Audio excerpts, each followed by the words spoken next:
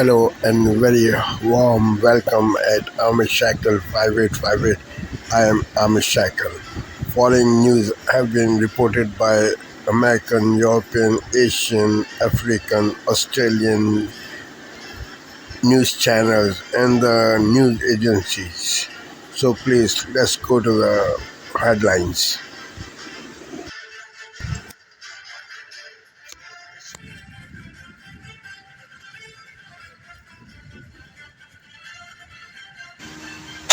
Tonight, new details in the urgent manhunt for the suspect who killed a Minnesota lawmaker and her husband. The dangerous flash flooding at this hour turns deadly in West Virginia. And the new round of strikes between Israel and Iran. Could the U.S. get more involved? First, the massive manhunt for the suspect, identified as 57-year-old Vance Bolter, enters its second day. He allegedly posed as a police officer and wore a mask, fatally shooting beloved Minnesota lawmaker Melissa Hortman and her husband Mark. Police say the suspect also shot and injured a second lawmaker and his wife. The FBI is offering a $50,000 reward. Sources tell ABC News that authorities have found a vehicle of interest, along with personal items. Police also say they found an alleged target list with dozens of Minnesota Democrats. And we hear from the suspect's roommate and longtime friend. We're on the scene tonight in Minnesota. The state of emergency in West Virginia. At least 4 are dead and several missing from devastating flash flooding. The flooding also washing out roadways. Our weather team standing by with the forecast. Israel expanding strikes inside Iran. The death toll climbing on both sides. Ian Panel is in Tel Aviv tonight. President Trump is heading to the G7 summit in Canada. What he's saying tonight about the U.S. involvement in the Israel-Iran conflict. Also tonight, a gunman opens fire during a No Kings protest in Salt Lake City. Terrified bystanders running from the scene. One person is dead. Police taking a suspect into custody. The takedown of a passenger moments before takeoff at SeaTac Airport in Washington State. Authorities saying he posed a direct threat to the safety of the aircraft. The new details coming in tonight. The dramatic rescue at 14,000 feet. 2 hikers struck by lightning. One knocked unconscious. How their lives were saved. They're calling it every museum's nightmare. A tourist looking for the perfect seat collapses a rare work of art. And America strong. Fastballs and strikes and the unbreakable bond between father and son. From ABC News World Headquarters in New York, this is World News Tonight.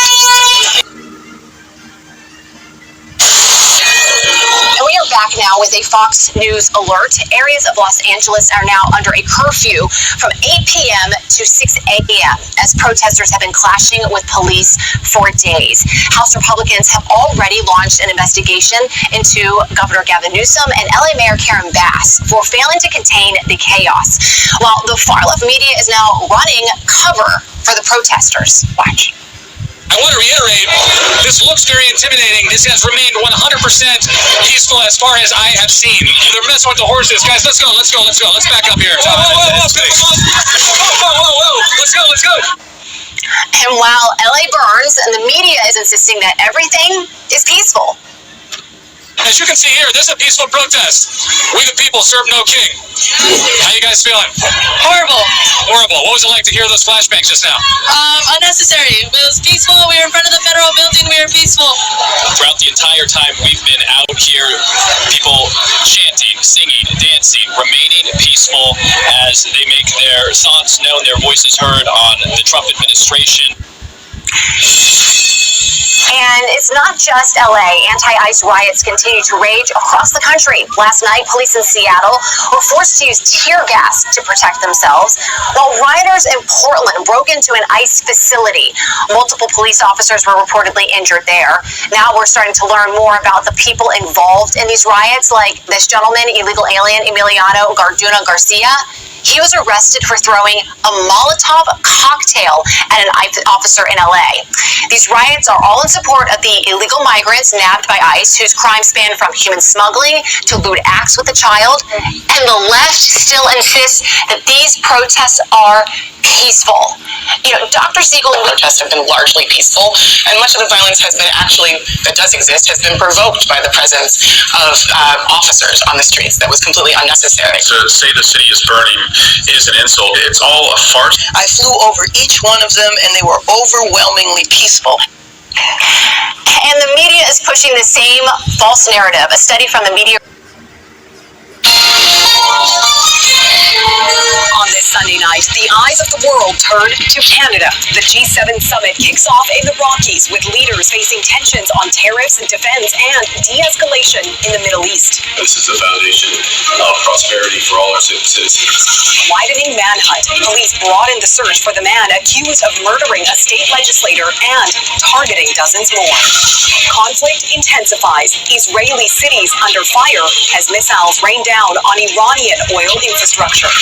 Plus, extraordinary double milestone. The zoo tortoise who just became a dad for the first time on Father's Day and his 135th birthday.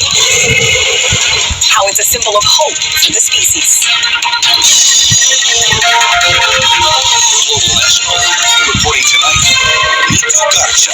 Good evening and thanks for joining us. World leaders are converging on Kananaskis, nestled in the foothills of the Canadian Rockies today, ahead of the start of the annual G7 meetings tomorrow.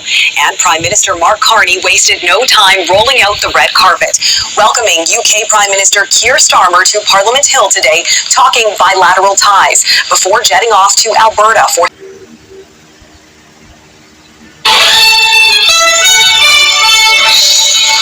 massive manhunt. The search expands for this man, suspected in the targeted shootings of Minnesota state lawmakers and their spouses. A senseless and tragic act that has shaken us all. I'm Jennifer Merely in St. Paul. New details on the gunman that came knocking and the victims. Also tonight, escalating conflict. Israel and Iran trade strikes. New fears of a wider war. I'm Deborah Patter in Tel Aviv, which remains on high alert after an Iranian missile hit the city of Haifa. Tanks, troops, and turmoil. I'm Willie James Inman at the White House. President Trump gets the parade he wanted with tensions mounting at home and abroad. Immigration flashpoint, new ICE raids, and trouble in California. Annalise Preston in Los Angeles. After a night of law enforcement pushing back protesters, they remain on the ready here on this 10th day since demonstrations began. A weather first in America's last frontier. I'm meteorologist Andrew Kozak. Alaska just issued its first heat advisory. Why it won't be the last. And later on this Father's Day, dad braids. CBS's Itai Hodge shows us how this duo's tutorials are turning heads online. Who braids better, mom or dad? You can tell me the secret.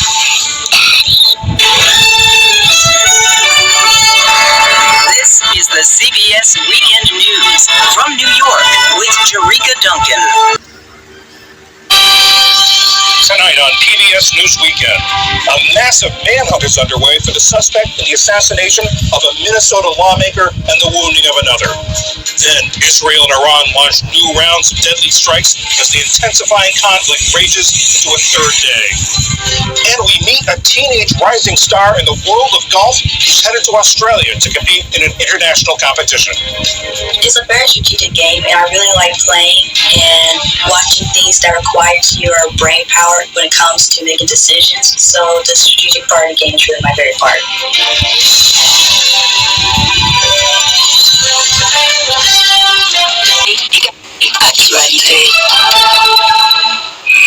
I'm Sarah Morris, France 24 correspondent based in Madrid, bringing you news, reports and analysis on Spain and Portugal. So join me here on France 24. Sarah Morris, one of the 200 France 24 correspondents around the world.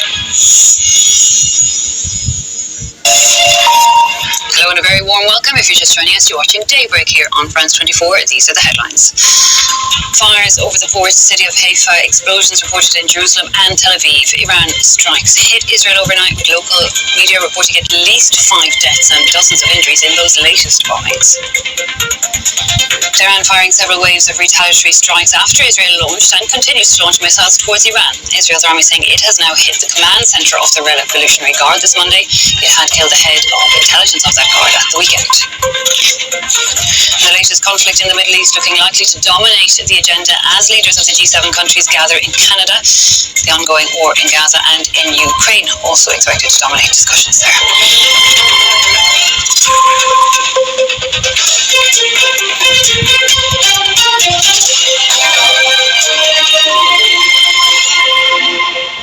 More more missiles volley between Israel and Iran. Israel's military reporting a new salvo this Monday with loud explosions reported in Jerusalem. Fire. This is Asia Now. It's 12 p.m. in Singapore and Hong Kong, 9:30 in New Delhi, and 11 o'clock in Jakarta. I'm Rani Samtani. At this hour, Israel and Iran launched new attacks as both sides threaten more devastation. U.S. President Donald Trump calls for the rival states to broker a deal.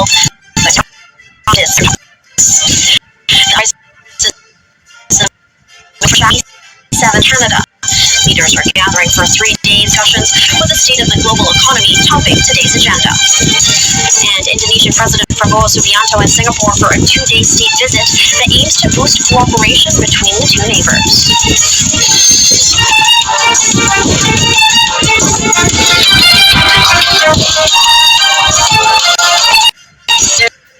So much.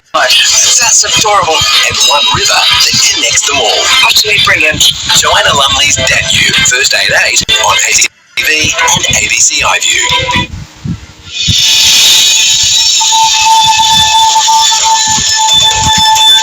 Police officer killed and a suspect in custody following a shooting in the northwest of Tasmania.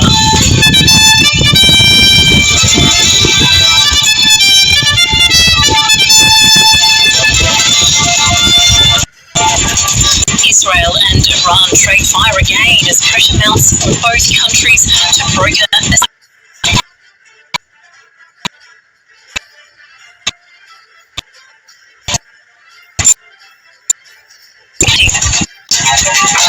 calls for specialists charging patients excessive fees to be stripped of their Medicare rebates.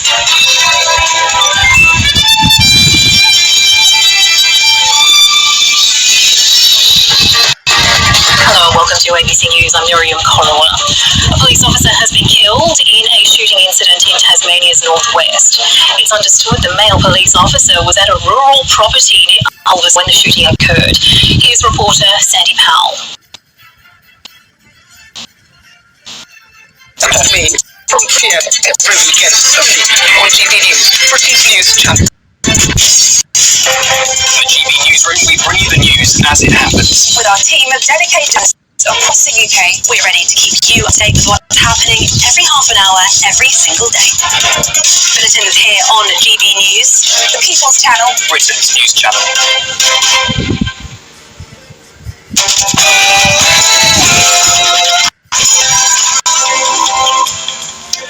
Good morning. The Prime Minister under pressure to apologise after U-turning and announcing a national grooming gangs inquiry. As the Home Office is set to release the Casey report showing the true extent of the abuse. But is it too little too late for the girls and women who've never seen justice?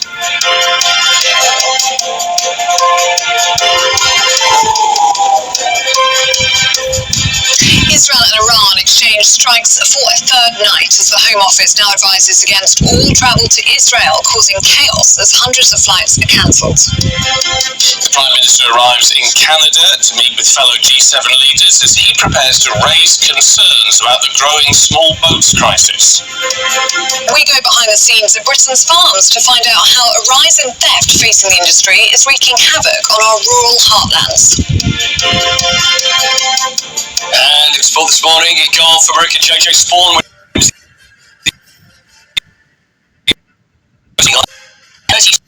mother of in the world. Tatiana Maria gives hope to all of us by winning some going to enter Wimbledon this year at the Queen's Club yesterday. Our favourites for the World Championship, Luke Little, went out by Germany.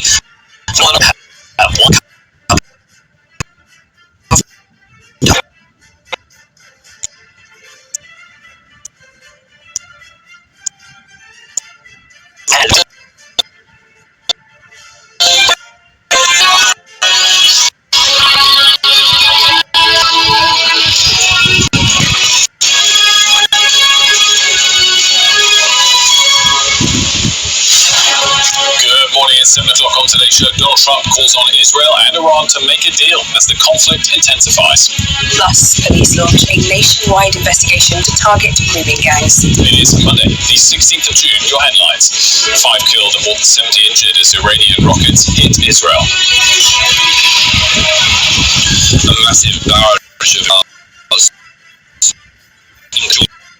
This morning, rescue workers are trying to recover people from under the rubble. Iran says that more than 200 people have been killed in Israeli attacks since Friday. The crisis is set to dominate the agenda for the leaders at the G7 summit in Canada.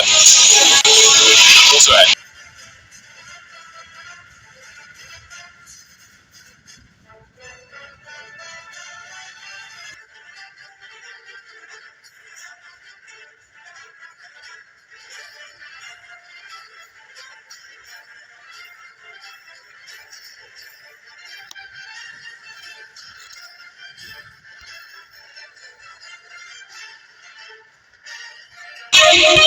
Africa News. The news. The civil war that has ravaged South Sudan has not only destroyed homes and killed thousands. Among the survivors, it has also left indelible scars that are invisible to the eye. 39-year-old Abu Ghul is among the many victims of horrific sexual violence in the young country.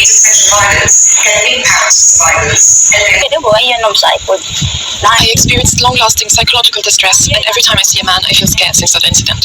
I struggled to cope with what happened. I have not been able to give birth, and I could no longer go to the bush to collect firewood, which made it incredibly difficult for me to survive. I relied on gathering firewood for my livelihood, and even when I needed to cook, I had to beg other women for firewood.